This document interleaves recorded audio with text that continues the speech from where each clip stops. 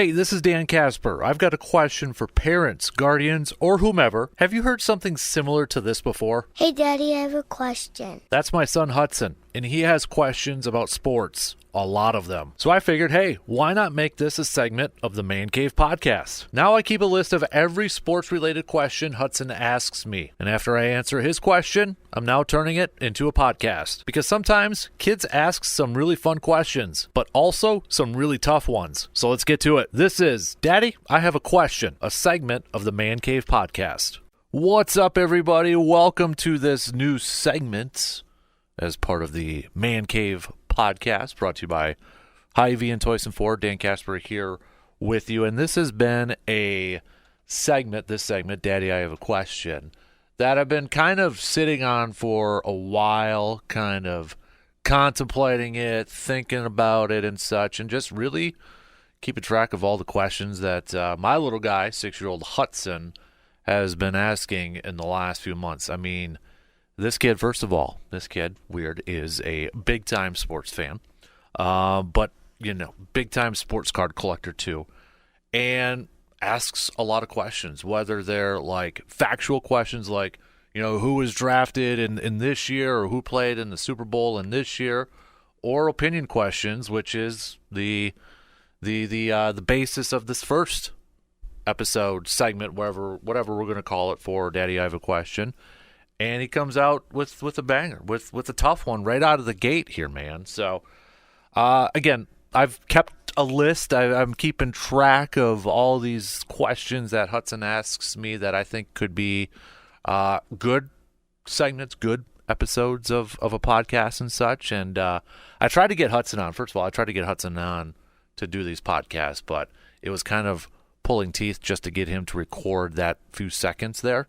So whenever I turned the mic on, this was a couple years ago, this kid would do helmet picks, videos with me, and would do the intros. Now he just all of a sudden became shy with everything. So hopefully we'll get Hutson on to do some more deep dives on some podcasts, because he's got some good thoughts, he's got some good opinions, and you know what? He's schooled me. Not even kidding, not even lying, or talking about. He has schooled me on some stuff too. So, but let's just jump right into it, shall we? So this is the first episode of Daddy, I Have a Question, and I'm going to start it off with one of the toughest ones that he has asked me. And it's a debate that'll go on for years upon years. There is no right or wrong answer in this. It's an opinion one. But he asked me, Dad, who's the best Packers quarterback of all time? And every Packers fan, maybe even non-Packers fans, you ask them this question, and you're going to get different picks. Now, it's between three people. It's between three players. I think every Packers fan, I think I could speak for every Packers fan out there saying, hopefully we're talking about maybe picking from 4, depending on how Jordan Love does with his career and such. But right now, it's between 3. Bart Starr, Brett Favre, Aaron Rodgers. Those are the 3 in this conversation of who is the best Packers quarterback of all time. Now, before I make, and I'll rank mine, even though this is tough for me. But I feel like this also goes along with kind of like when we get to the GOAT topic, especially when it gets to quarterbacks. Now, majority will have Tom Brady. But I also feel like when you talk about the GOAT or the best quarterback of all time, everybody's got their different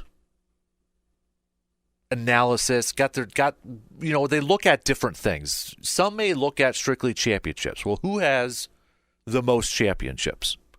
That's the GOAT. Brady, Montana, there you go. Some will look at statistics, numbers.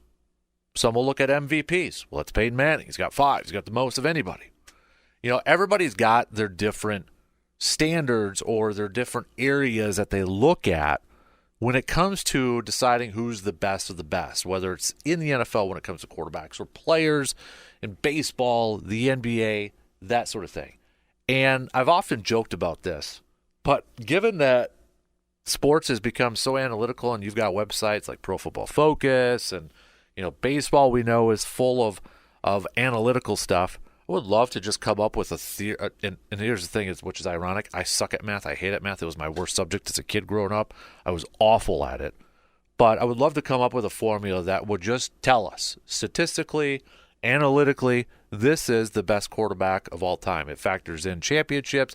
It factors in stats. It factors in leadership, off the field stuff, all of that. All of that. So, but we don't.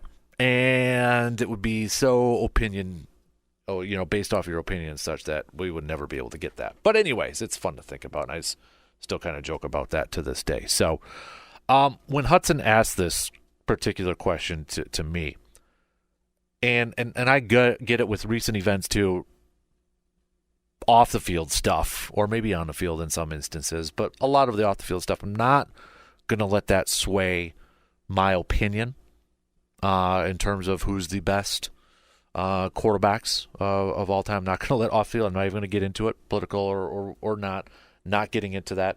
I'm strictly looking at on the field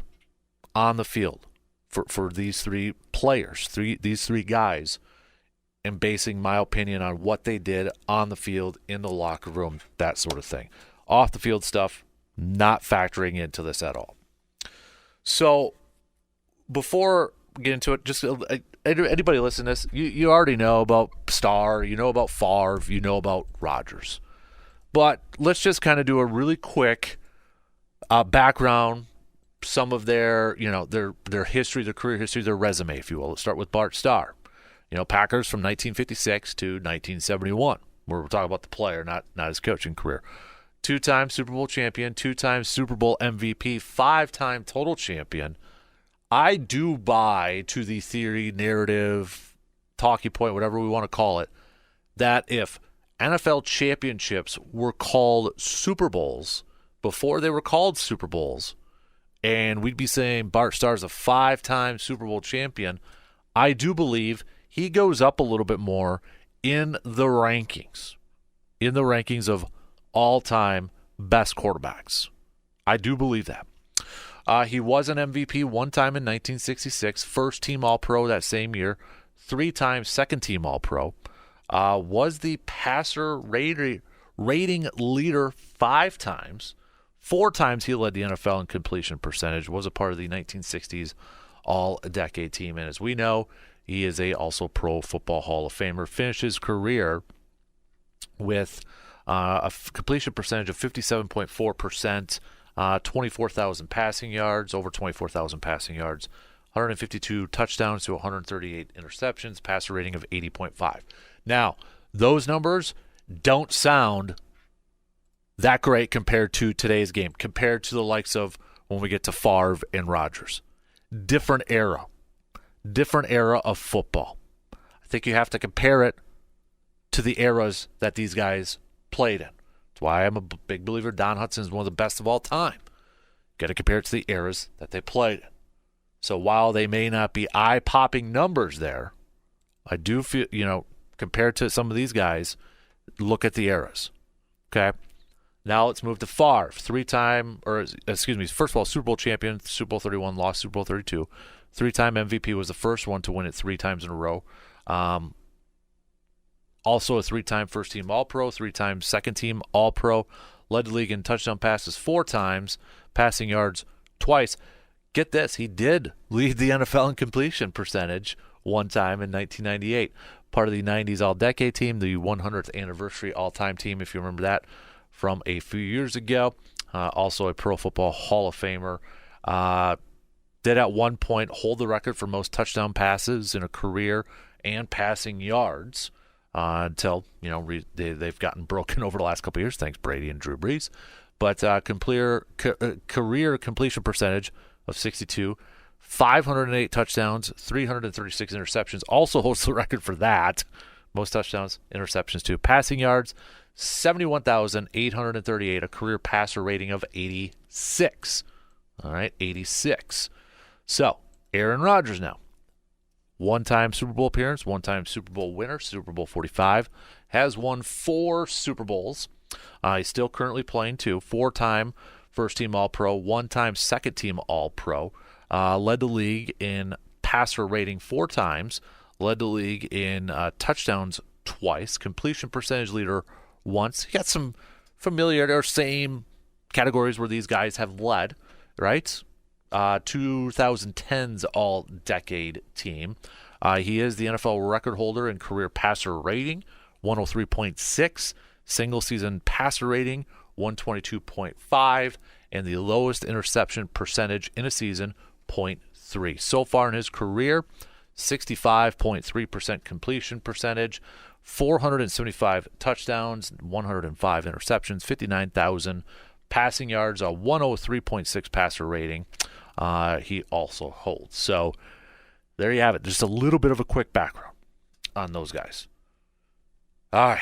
So to answer Hutson's question, who do I think is the best Packers quarterback of all time? This is very difficult for me to answer. Okay, I'm not trying to cop out or anything like that. This is very, very, very difficult for me to answer. So I'll rank them. I'll tell you right now, my number 3 is Brett Favre. And in these rankings, they should not diminish the careers they had. They in no way say, well, you have him at 3, you must not have been a fan, or you think he was awful. Not at all.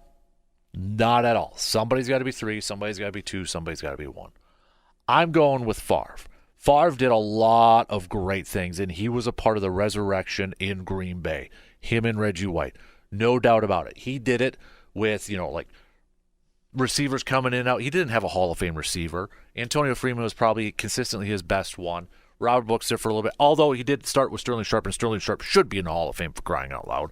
So he did have Sterling Sharp, Andre Rison for a hot minute, Don Beebe for a hot minute, Chimera, Keith Jackson at the tight ends, Donald Driver at the end of his career too. So he did have some talent receiver, but you look at it, Hall of Famers? No. But made some great, you counted on him to play every single game. You counted on him to play until the final whistle. Didn't matter if they were down by 25 or up by 25. You knew you were going to get 100% effort from Favre every single game. And sometimes that was to the detriment of this team too, with throwing picks, throwing into double coverage, triple coverage. Remember the 4th and 26 game, people? That was, yes, I know Philadelphia converted it, but what happened? Favre throws later on that pick. He had no idea or don't even know what he was doing. They're just throwing it up for a prayer.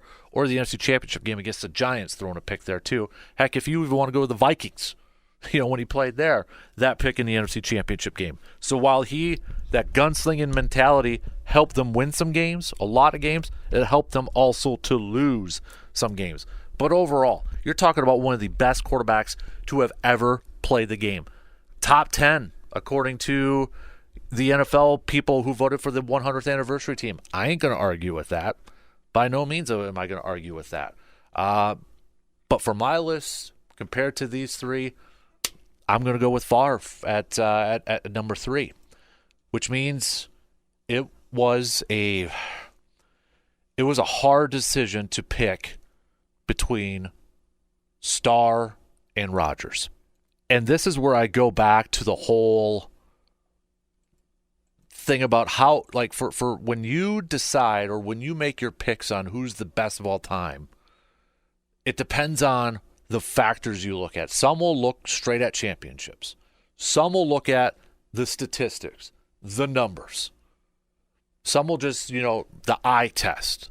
That guy looks amazing.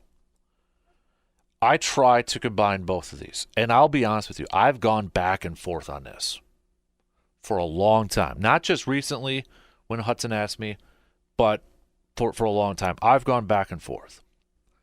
And I've been on record by saying one person, but I think I'm going to change it. To me, he is one of, I'd still put him top 2, top 3 of all time, maybe number 1 right now, the best thrower of the football, the most accurate thrower of the football. Numbers showed that. Aaron Rodgers, what he does with the football is pretty magical. The tight spaces that he throws it in, the back shoulder throws, the connections that he has with his receivers, the back shoulder stuff he had with Jordy and Devonta Adams were a thing of beauty. Smart on the football field, diagnosing, accurate as all get out, didn't throw picks. It was such, as a Packers fan, to go from Favre to Rodgers, a guy who barely threw any picks, to where you were expecting a pick or two almost every game with Favre. It was a complete 180. Aaron Rodgers is one of the best throwers, if not the best thrower of the pigskin the NFL has ever seen. But I got him at number 2. And this is a change for me. I've had Rodgers as the best one. Now I think from a pure talent standpoint, if we're talking about physical talent of just playing, quarterback on the field and throwing the football around, Rodgers is the best. Rodgers is number 1. Okay, he's the number 1 quarterback if we are just looking at straight up arm talent. Note and even I guess if you want to factor in scrambling and all that, Rodgers is the best. But for me, when I talk about best, I have to factor in the other stuff that goes on in the field, in the locker room, in the meeting rooms. I'm not there. We can only go based off what we hear and that sort of stuff. And that's why I've got Bart Starr at number 1 for me. Was he the most talented quarterback of all time? No, he's not. He's not. Some may call him a system quarterback. I feel like system quarterback has been used now as a negative term.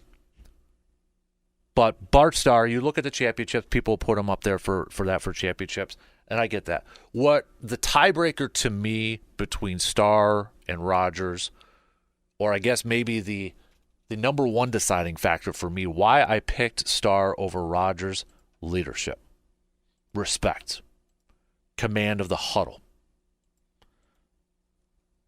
It was a different style back then. Obviously, he had to call a lot of the plays himself, on the same page with Lombardi, on the sidelines and such. Of course, he had 2 Hall of Famers running the football. He had a Hall of Fame offensive line. He was surrounded with talent. There's no question he was surrounded with talent. But I don't think the Packers win 5 championships, 2 Super Bowls, if Bart Starr's not their quarterback. You can still have Vince Lombardi as your head coach. You can still have all those other Hall of Famers. But if you don't have Vince Lombardi quarterbacking that team, being the leader of that team, I don't think they win those championships. And I think I'm big on leadership when it comes to sports.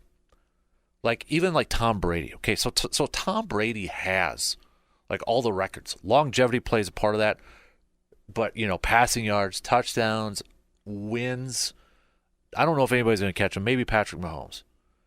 But was Tom Brady the most talented quarterback to have ever played physically? No. He's not. That's how Aaron Rodgers is. Patrick Mahomes is. You got quarterbacks that are more talented. But Brady's better, in my opinion, because you factor in the leadership part of it and you factor in wins. And Starr led those teams to 5 championships. Starr, to me, was a better leader. So, I used to have Rodgers at number 1. I used to have him as my number 1 quarterback of all time. I've flipped it because I feel like Green Bay should have more championships with Rodgers at there. I've kind of questioned, and maybe I'm guilty of that, of reading some stuff outside and seeing quotes in that, but I'm going to go with Starr. And maybe it's my personal pick. I'm a big Bart Starr fan. Stand-up person. And I just think, to me, the deciding factor of why I picked Starr was the leadership. That, to me, was the biggest one there. Was he the most talented quarterback in Packers history? That's Aaron Rodgers. But if I had to pick one as the best, I'm going Bart Starr. Let the comments and debates now commence. I know I'm probably going to get called out, ridiculed, maybe even some will agree to it, but that's my list. Bart Starr, Aaron Rodgers, Brett Favre. So, there you have it. That's the first episode, first segment, if you will, of Daddy, I Have a Question. There's going to be more, and Hutson's got a lot more hard questions that he's asked me that I've got my little notebook or stored on my phone, and we'll get more episodes out there. So hopefully you enjoy this. Hopefully you think this is a cool idea, and hopefully you're following and subscribing to the Man Cave Podcast, like on Apple or Spotify or wherever you listen to your podcasts. And if you got a few seconds, if you haven't done so, if you have, thank you so much. But if you haven't given it a 5-star rating on like Spotify or Apple, or given it a positive review on Apple, if you could, I would really appreciate it. That's what helps others find the podcast. So until next time, I'm Dan Casper, and I will talk to you on the next episode of the Man Cave Podcast.